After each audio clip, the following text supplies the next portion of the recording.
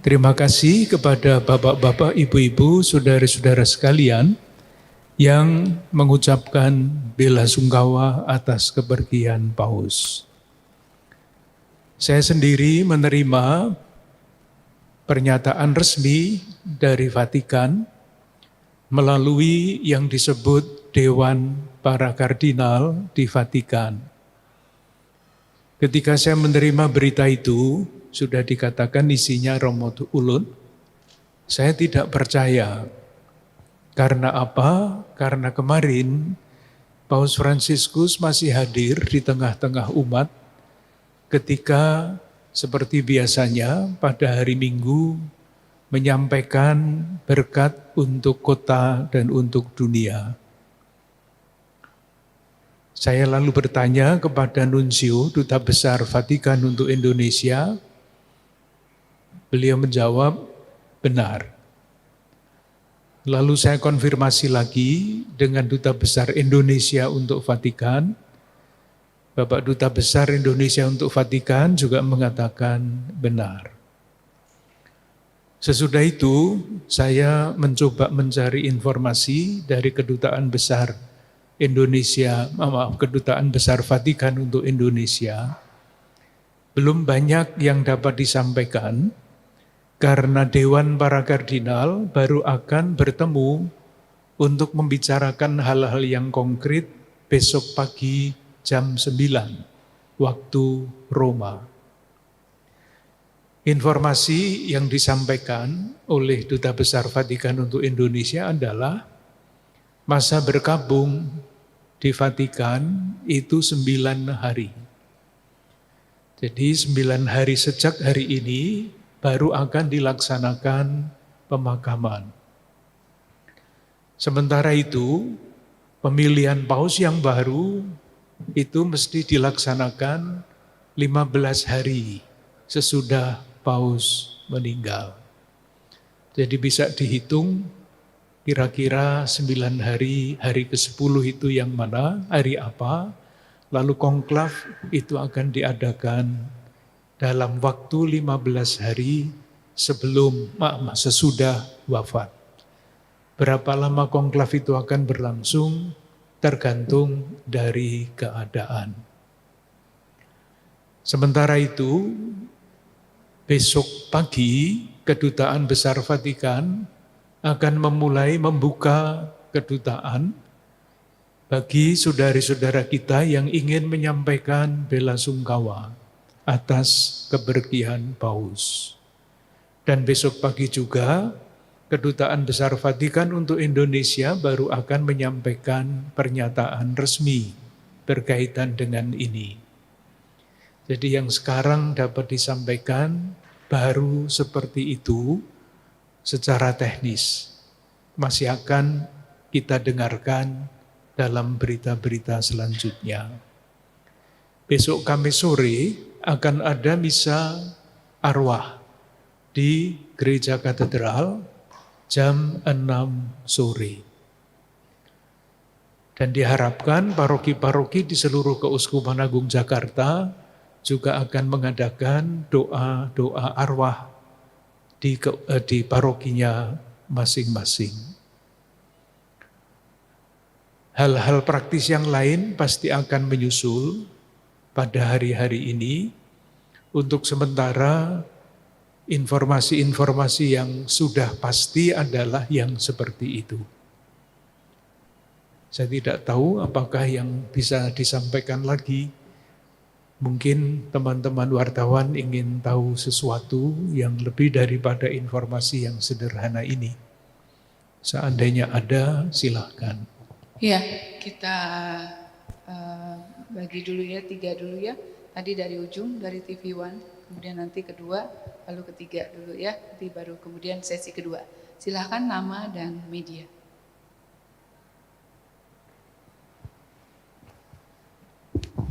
Selamat sore Bapak Kardinal, perkenalkan saya Kezia dari TV One. Yang pertama mungkin terkait penyebab kematian Bapak Paus, apakah sudah diketahui apakah memang karena bronkitis yang dideritanya ataukah memang karena usia? Kemudian yang kedua, Ini memang Bapak Paus kalau kita ketahui sempat menyetujui edisi terbaru dari buku liturgi terkait pemakaman Paus.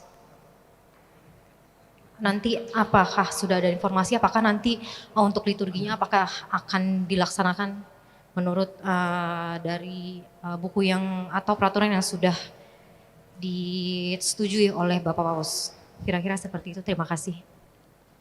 Kalau wafatnya pasti sebagaimana kita tahu, penyakitnya jelas. Selain penyakit memang penyakit, tetapi usia beliau yang sudah 88 tahun dan sejak muda paru-parunya hanya satu, itu pasti berpengaruh di dalam perkembangan kesehatan beliau. Itulah yang tadi dikatakan Romo Ulun.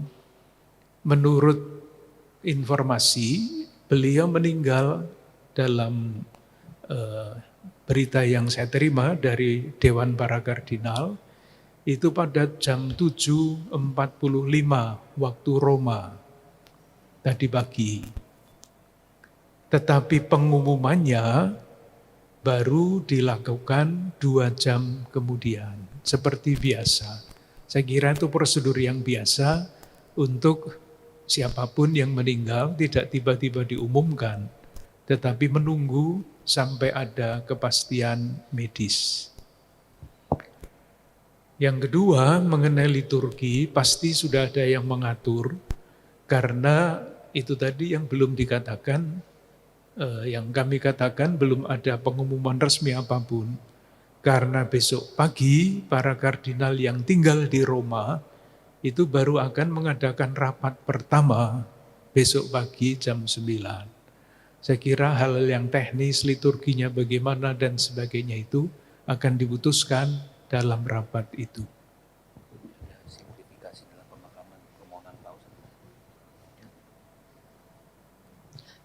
Baik, yang kedua, Mas, silakan.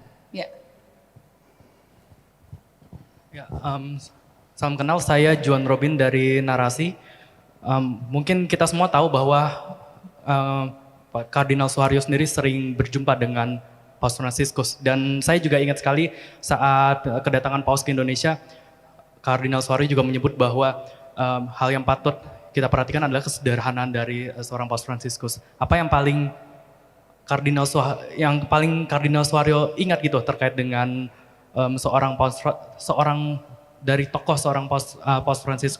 Fransiskus ini dalam melayani seumur hidupnya ini. Mungkin itu dari saya. Terima kasih. Betul. Yang sangat mencolok dalam pribadi Paus Fransiskus adalah kesederhanaannya.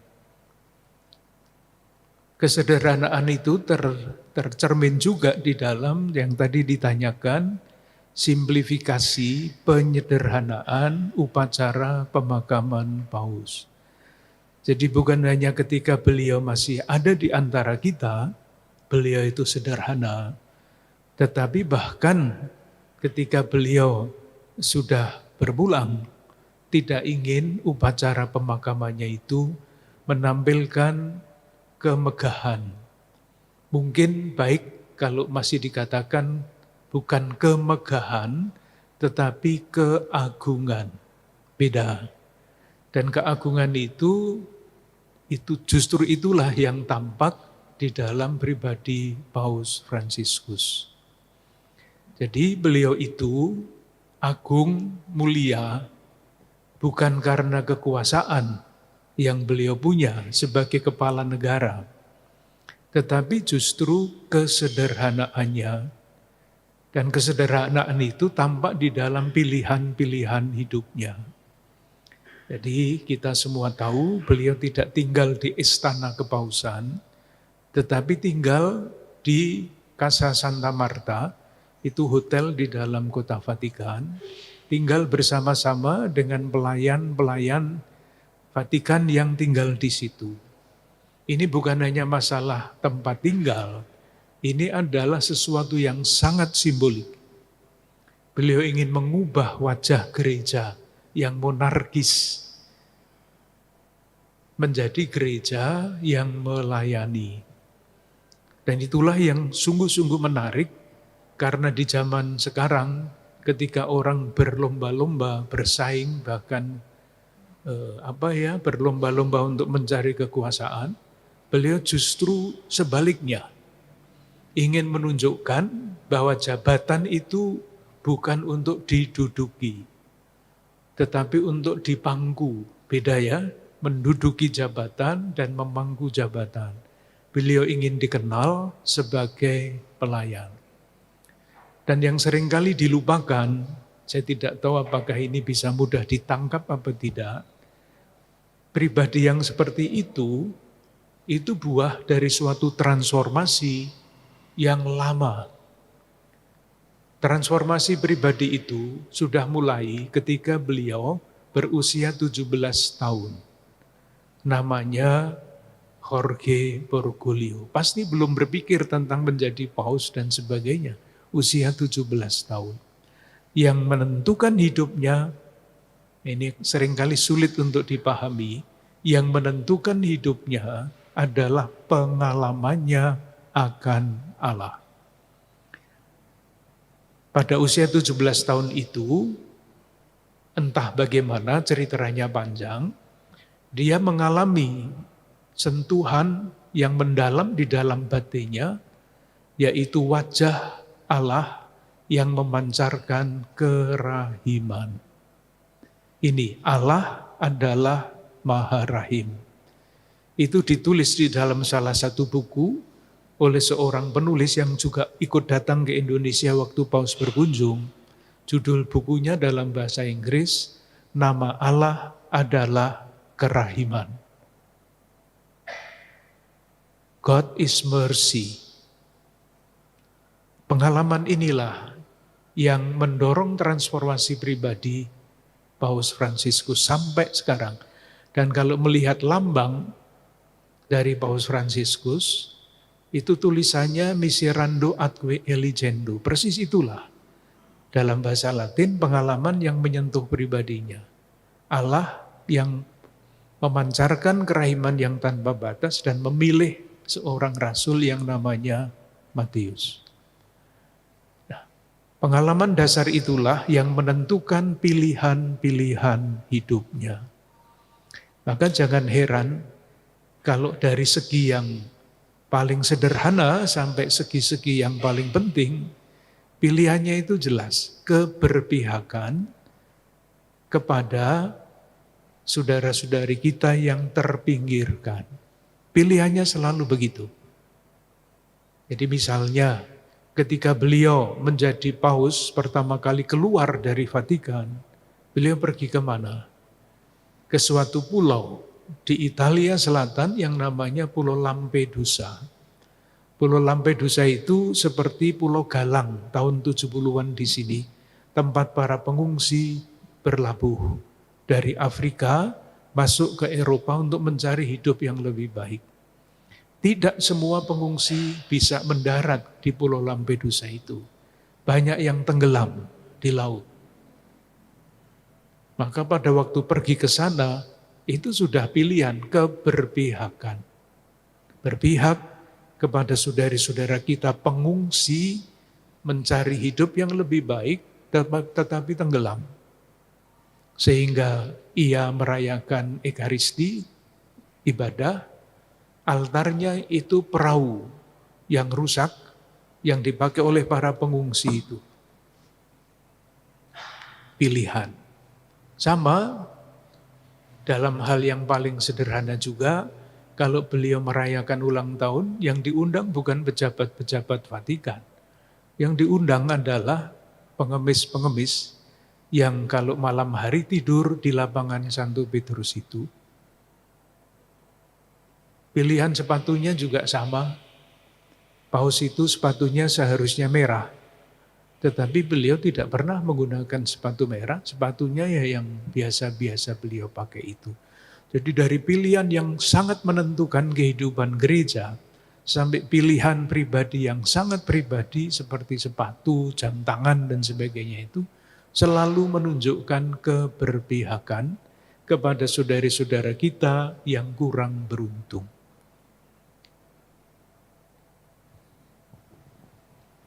Ya. Yang ketiga tadi, Mas yang ketiga, silakan. Tadi ada baju biru. Ya, silakan Mas.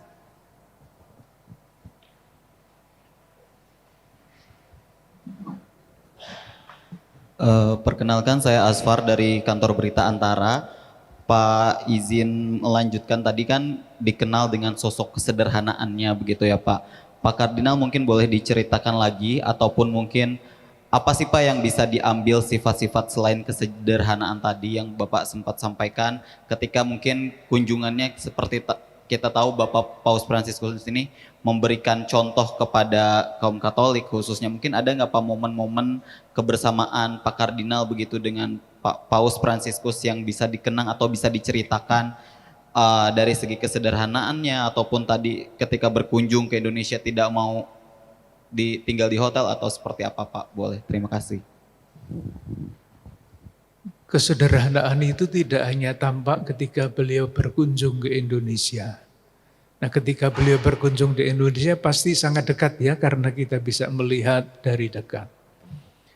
Tetapi perubahan-perubahan sederhana itu sangat jelas, bahkan di pusat gereja di Vatikan sana. Saya tidak usah memberi contoh-contoh yang besar ya. Setiap 3 tahun sekali itu ada yang namanya Sinode para Uskup sedunia.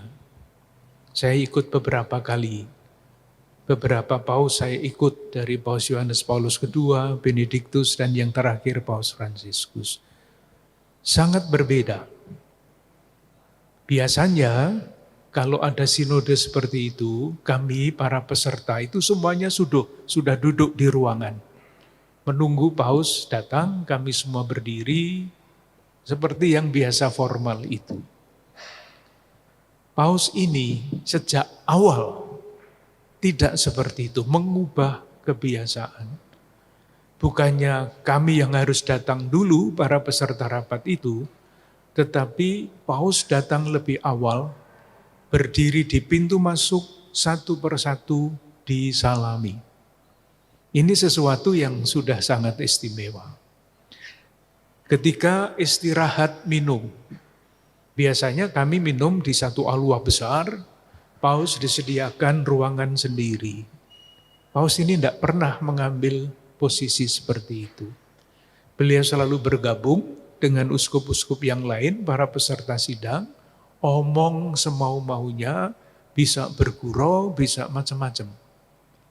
Kesederhanaan yang dirumuskan di dalam nanti tema dari Sinode tahun 2023, berjalan bersama. Beliau tidak tampil sama sekali sebagai penguasa, tetapi sebagai teman sepeziarahan. Itu jelas sekali di rumah. Mobil yang beliau pakai, dibayangkan mobilnya Mercedes atau apalah yang sering dihadiahkan kepada paus itu tidak pernah dipakai. Mungkin malah dijual uangnya untuk orang miskin. Yang pernah saya lihat sendiri di depan mata saya, kendaraan yang beliau pakai itu Ford kecil dari tahun 2004. Ini kepala negara, ini paus, pilihannya seperti itu. Sesederhana itu. Beliau didekati oleh siapapun, bisa.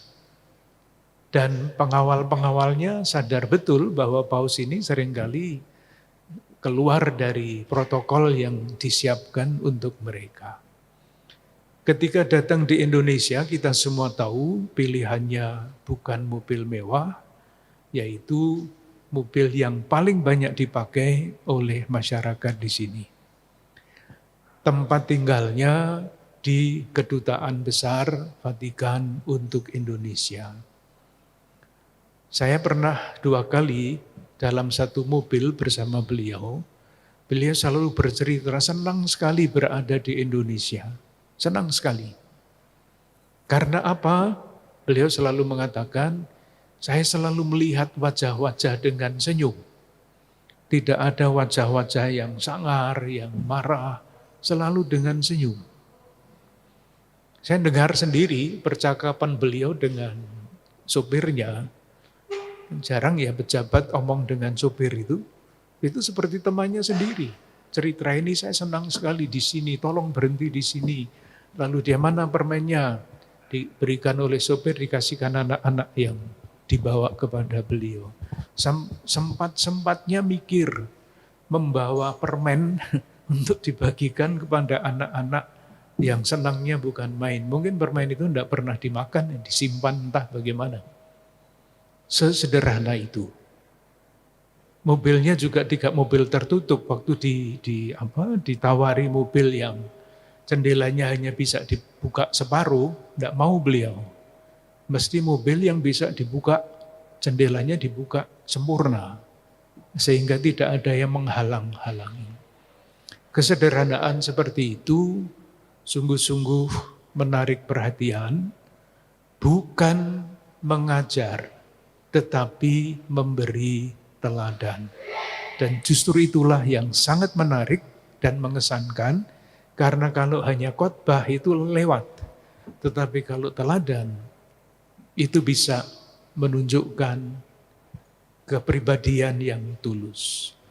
Salah satu foto yang paling banyak beredar adalah foto ketika beliau berkunjung ke Masjid Istiqlal. Sama sekali di luar bayangan Imam Besar Nasaruddin Umar bisa mencium kepalanya Paus. Dan kemudian Paus spontan mencium tangannya Imam Besar Nasaruddin Umar. Ini kalau tidak terjadi di antara dua pribadi yang tulus, tidak mungkin terjadi. Tidak ada dusta di antara mereka, semuanya pribadi-pribadi yang tulus, dan moga-moga itu menjadi cita-cita kita bersama, menjadi warga negara Indonesia yang tulus, tidak ada kebohongan, sehingga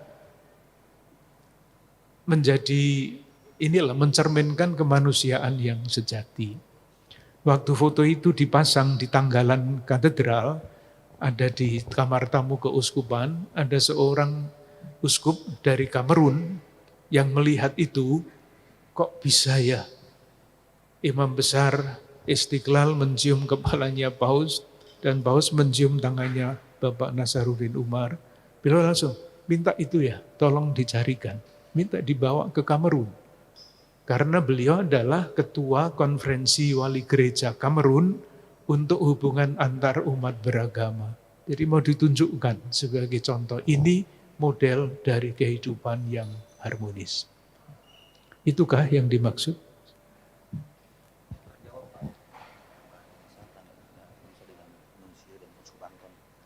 Ya. Yang juga menjadi menarik adalah ini. Kemarin pada hari Minggu, Paus Fransiskus memberikan pesan tentang perdamaian. Itu adalah kerinduan hati beliau. Kerinduan hati yang sama diungkapkan di dalam dokumen yang judulnya Laudato Si, terpujilah engkau. Itu dokumen tentang lingkungan hidup. Dokumen yang lain judulnya Fratelli Tutti, semua adalah saudari dan saudara. Itu harapan, kerinduan hati beliau yang amat sangat dalam. Menjadi sudah ada kenyataannya atau belum? Jauh. Bukannya damai yang berkembang, tetapi konflik bertumbuh di mana-mana. Bukannya penghormatan terhadap lingkungan hidup, tetapi yang terjadi adalah perusakan lingkungan hidup. Bukannya semua adalah saudara, tetapi yang lain adalah persaingan dan bermusuhan. Nah, itulah sebabnya pada tahun ini Paus Fransiskus menyatakan tahun yubileum 2025 judulnya adalah Peziarah Pengharapan. Seringkali kalau cita-cita dan kenyataan itu semakin jauh, kita menjadi kecil hati, bahkan putus asa. Paus tidak. Paus mengajak kita semua, khususnya tentu umat Katolik yang beliau gembalakan, dalam keadaan gelap seperti apapun kita tidak boleh berputus asa. Kita mesti menjadi penabur pengharapan. Dengan hal-hal yang kecil, dengan hal-hal yang sederhana yang bisa kita lakukan. Itulah mungkin yang nanti akan dikenang, lebih-lebih pada Misa Requiem, hari Kamis yang akan datang jam 6 sore di Gereja Katedral, yang pasti akan dihadiri atau mungkin bahkan dipimpin, belum diputuskan, oleh Duta Besar Vatikan untuk Indonesia, oleh Ketua Konferensi Wali Gereja Indonesia, dan tentu saya sendiri akan ikut bergabung di dalamnya. Terima kasih Bapak Kardinal. Ya, masih ada, saya buka sesi 2. Tadi Mas Sultan dan Mas ini, satu lagi. Oke, cukup. Silakan Mas.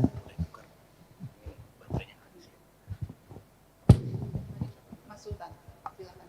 Ya. Terima kasih. Ya. Selamat sore Romo, perkenalkan saya Sultan dari Tempo. Sebelumnya turut berduka, kita semua tentu merasa kehilangan. Mungkin pertanyaan saya sedikit soal konklav yang sempat dijelaskan oleh Romo tadi. Mungkin bisa dijelaskan lebih lanjut, Romo, kalau di Indonesia ini sebenarnya ada berapa orang sih atau berapa kardinal yang punya hak untuk mengikuti konklav tersebut, dan tadi Romo udah menjelaskan prosesnya 15 hari setelah berpulangnya Paus. Apakah Romo sendiri akan berangkat ke Vatikan untuk mengikuti proses tersebut? Terima kasih Romo. Saya belum pernah ikut konklav. Jadi nanti akan melihat apa yang harus saya lakukan. Hanya begini, yang ikut konklav itu adalah kardinal yang usianya di bawah 80 tahun. Yang sudah lebih 80 tahun tidak ikut konklav. Semua yang ada di dalam konklav itu mempunyai hak memilih dan hak dipilih. Tidak ada kampanye terang-terangan. Kalau dalam yang tidak terang-terangan mungkin ada juga ya. Karena Roh Kudus itu berkaryanya juga lewat pemungutan suara. Pasti ada lobby-lobby, diskusi, dan sejauh dapat saya dengar, itu masing-masing nanti diberi kesempatan untuk berbicara mengenai masa depan gereja Katolik macam apa yang akan dibangun bersama-sama dan akan dipimpin oleh Paus yang akan terpilih. Jadi Paus yang akan terpilih itu nanti sudah mempunyai gambaran mengenai gereja macam apa yang akan diharapkan bertumbuh dengan kepemimpinan yang baru itu. Tidak ada rebutan kekuasaan, tidak ada suap menyuap di situ, pasti. Semuanya kita percaya, umat Katolik percaya bahwa ini semua dalam bimbingan Roh Kudus. Nah, Roh Kudus itu membimbing gereja seperti apa dalam diskusi, bahkan di dalam pemungutan suara.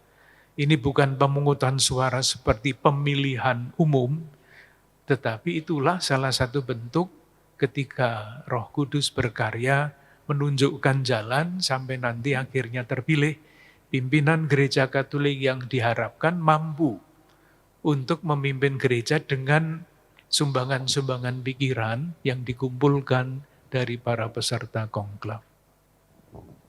Ya, kita lanjutkan untuk Mas, silakan. Selamat sore Romo. Perkenalkan saya Gifar dari Berita 1 TV. Yang pertama izin menegaskan aja, di Vatikan sendiri kan 9 hari masa berkabung pasca wafatnya Paus Fransiskus. Lalu bagaimana di Indonesia sendiri, khususnya di katedral ini? Lalu juga yang kedua, apakah nanti ada penghormatan dan doa khusus yang digelar gereja-gereja umat Katolik untuk kepergian Paus ini, Romo? Terima kasih. Itu tentu tergantung dari inisiatif dari konferensi-konferensi wali gereja, Mas ya. Yang pasti karena Kedutaan Besar Vatikan itu ada di Jakarta, beliau akan membuka kedutaan besarnya supaya tamu-tamu yang ingin mengucapkan bela sungkawa, bela duka itu bisa masuk dan menuliskan kesan-kesan di dalam buku tamu. Itu pasti. Mulai besok, kalau tidak salah sampai Kamis sore. Kamis sore ada upacara khusus di Gereja Katedral, dan tadi Romo Vikjen bertanya kepada saya, apakah tidak lebih baik kalau paroki-paroki se-Keuskupan Agung Jakarta itu juga mengadakan misa arwah yang sama. Saya mengatakan itu sangat bagus. Yang lain-lain tentu nanti ini kan baru saja kita mendengar kabarnya ya Mas ya. Nanti pasti akan ada inisiatif-inisiatif lain yang berkembang bersama-sama dengan itu. Ya, baik. Saya rasa cukup untuk press conference hari ini. Mungkin ada yang mau disampaikan sebagai kata penutup, Bapak Kardinal. Tentu pertama-tama